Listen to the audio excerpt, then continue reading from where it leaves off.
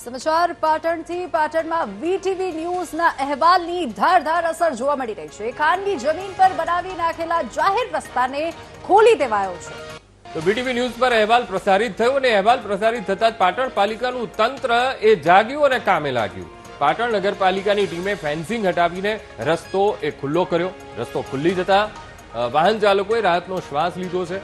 વેચુખાડ વિસ્તાર અને જ્યાં કોન્ટ્રાક્ટરની ભૂલને કારણે સ્થાનિકો એ ખૂબ મોટી હાલાકી ભોગવી રહ્યા હતા।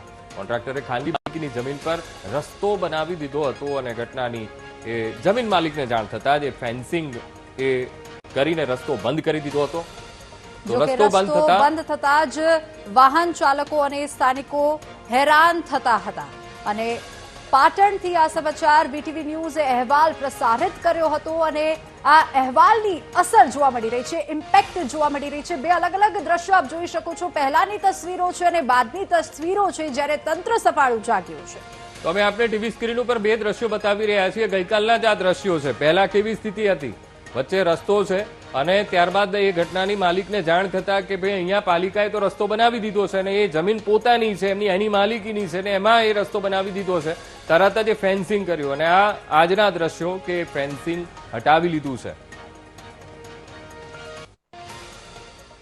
પાટણ નગરપાલિકાના અણઘડ વહીવટના કારણે પાલિકા દ્વારા 20 લાખથી વધુના ખર્ચે જે ખાનગી માલિક એટલે કે જીગર પટેલની જગ્યા ઉપર પોતે રોડ બનાવી દીધો હતો અને જેનો અહેવાલ દ્રશ્યો બતાવવા માંગીશ કે ગઈકાલે વીટીવીની ન્યૂઝની ટીમ દ્વારા અહીંયા જે સમગ્ર અહેવાલ પ્રસારિત કરવામાં આવ્યો હતો ત્યારબાદ પાલિકા ઉલટા ચોર કોટવાલ કો દાટે તે રીતના દ્રશ્યો અત્યારે જોવા મળી રહ્યા છે। આ જગ્યા ઉપર ગઈકાલે જે રીતે વીટીવીની અંદર અહેવાલ પ્રસારિત કરવામાં આવ્યો હતો ત્યાં ગાડી જે ખાનગી માલિક એટલે કે જીગર પટેલ છે તે પોતાની જમીન છે અને આ પોતાની જમીન ઉપર પાલિકા દ્વારા લગભગ 23 મીટર જેટલો રોડ ગેરકાયદેસર બનાવી દેવામાં આવ્યો હતો અને તેને કારણે જીગર પટેલ દ્વારા પોતાના જે રસ્તો છે એટલે કે જમીન છે તે જમીન ઉપર તાર ફેન્સિંગ કરીને આ જે રસ્તો છે તે બ્લોક કરી દેવામાં આવ્યો હતો। પરંતુ પાલિકાની ભૂલ છુપાવવા માટે હવે ક્યાંક ને કંઈક પાલિકા દ્વારા જે જમીન માલિક છે જીગર પટેલ ઉપર ધાક પીછોડો કરીને ગઈકાલે મોડી સાંજે મીડિયાથી પણ દૂર રહીને આ જે રસ્તો છે તે પાલિકાની ટીમ દ્વારા